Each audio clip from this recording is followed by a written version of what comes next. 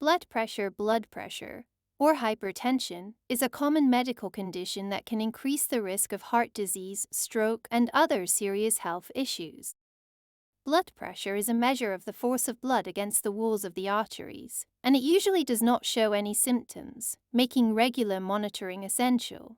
What is blood pressure? Blood pressure is the measurement of the pressure exerted by the blood on the walls of the blood vessels expressed in two numbers. The first number, systolic pressure, is the pressure during heartbeats, while the second number, diastolic pressure, is the pressure between beats.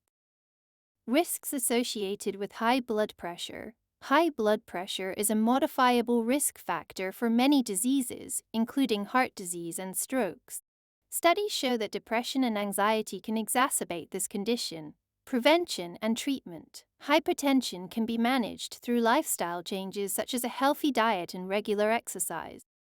Treatment plans may also include appropriate medications as directed by a physician. If you need more information or specific details about the topic of blood pressure, feel free to ask.